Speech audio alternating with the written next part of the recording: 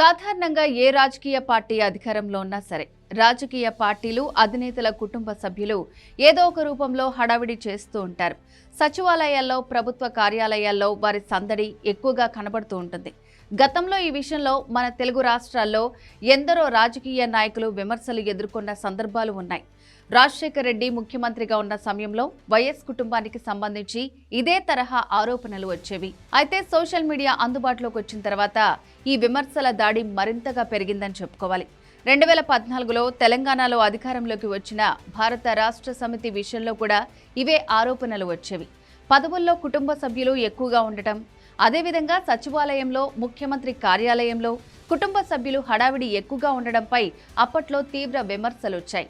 ఏకంగా ముఖ్యమంత్రి కుర్చీలో కేసీఆర్ మనవడు కూర్చోవడంపై విపక్షాలు మండిపడ్డాయి. ఇక పదవుల్లో హరీష్ రావు, కేటీఆర్, కవిత, సంతోష్ రావు వంటి వారు ఉండటం, ప్రభుత్వ కార్యాలయాల్లో వారి పెత్తనం ఎక్కువగా ఉందనే విమర్శలు రావటం అప్పట్లో భారత రాష్ట్ర సమితిని ఎక్కువగా ఇబ్బంది పెట్టిన మాట వాస్తవం. ఇక 2023లో తెలంగాణలో అధికారంలోకి వచ్చిన రేవంత్ రెడ్డి విషయంలో కూడా ఇవే విమర్శలు దాదాపుగా వస్తున్నాయని చెప్పాలి. ముఖ్యంగా రేవంత్ రెడ్డి సోదరుల విషయంలో ప్రతిపక్ష భారత రాష్ట్ర సమితి ఘాటుగానే విమర్శలు చేస్తోంది.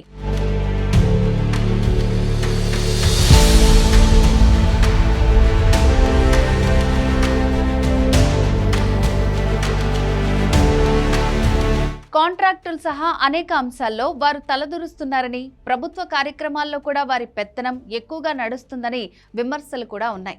ఇక ఏపీలో గతంలో వైఎస్ జగన్ కుటుంబ సభ్యుల విషయంలో కూడా ఇదే తరహా విమర్శలు వచ్చేవి. వైఎస్ అవినాష్ రెడ్డి సహా వైవి సుబ్బారెడ్డి వంటి వారు కీలక పదవుల్లో ఉండడం, అదేవిధంగా వైఎస్ కుటుంబానికి చెందిన వారు ఎక్కువగా పెత్తనం చెలాయించడం వంటివే జరిగేవి. అదేవిధంగా సజ్జల రామకృష్ణారెడ్డి కుటుంబ సభ్యులు, విజయసాయిరెడ్డి బంధువుల హడావిడి కూడా వైసీపీ ప్రభుత్వంలో ఎక్కువగా ఉండేది. ఈ నేపథ్యంలో ఇప్పుడు ఏపీ ఉప ముఖ్యమంత్రి పవన్ కళ్యాణ్ ఎక్కువగా జాగ్రత్తలు తీసుకుంటున్నట్లుగా కనపడుతోంది. 2024లో అధికారంలోకి వచ్చిన తర్వాత పవన్ కళ్యాణ్ పరిపాలన విషయంలో, అదేవిధంగా పార్టీకి సంబంధించిన అంశాల్లో ఇప్పుడు ఎక్కువగా దృష్టి సారిస్తున్నారు.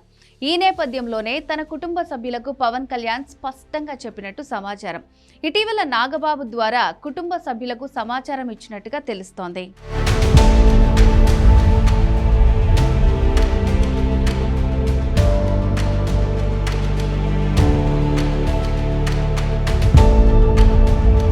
కుటుంబ సభ్యులు గాని, బంధువులు గాని ఎవ్వరూ కూడా సచివాలయంలో గాని, ఇతర ప్రభుత్వ కార్యాలయాల్లో గాని వెళ్లొద్దని, తన పేరును ఎక్కడా వాడొద్దని పవన్ కళ్యాణ్ స్పష్టంగా చెప్పినట్టు వార్తలు వస్తున్నాయి.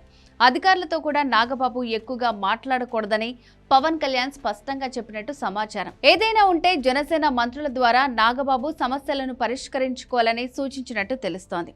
అలాగే పిఠాపురం నియోజకవర్గంలో కూడా కుటుంబ సభ్యులు ఎవ్వరూ జోక్యం చేసుకోవద్దని పవన్ కళ్యాణ్ స్పష్టం చేసినట్టు రాజకీయ వర్గాలు అంటున్నాయి. తిరుమల దర్శనాల విషయంలో కూడా కుటుంబ సభ్యులు ఎవ్వరికీ హామీలు ఇవ్వద్దని, ఏదైనా ఉంటే వ్యక్తిగతంగా చూసుకోవాలే గాని ప్రభుత్వ పరంగా జోక్యం మాత్రం ఎక్కడా ఉండకూడదని పవన్ కళ్యాణ్ స్పష్టం చేసినట్టు తెలుస్తోంది.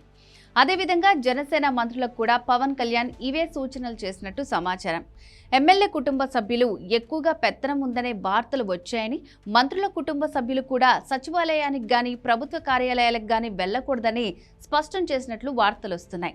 రాజకీయ భవిష్యత్తు విషయంలో క్లారిటీగా ముందుకు వెళ్తున్న పవన్ కళ్యాణ్ భవిష్యత్తులో ఏదైనా విమర్శలు వచ్చినా సరే అవి కుటుంబ పరంగా ఉండకూడదు అనే లక్ష్యంతోనే అడుగులు వేస్తున్నట్టు సమాచారం. అందుకే పూర్తిగా తన కుటుంబాన్ని కూడా ఇంకా ఆంధ్రప్రదేశ్కు పవన్ కళ్యాణ్ తీసుకురావటం లేదని రాజకీయ వర్గాలు అంటున్నాయి.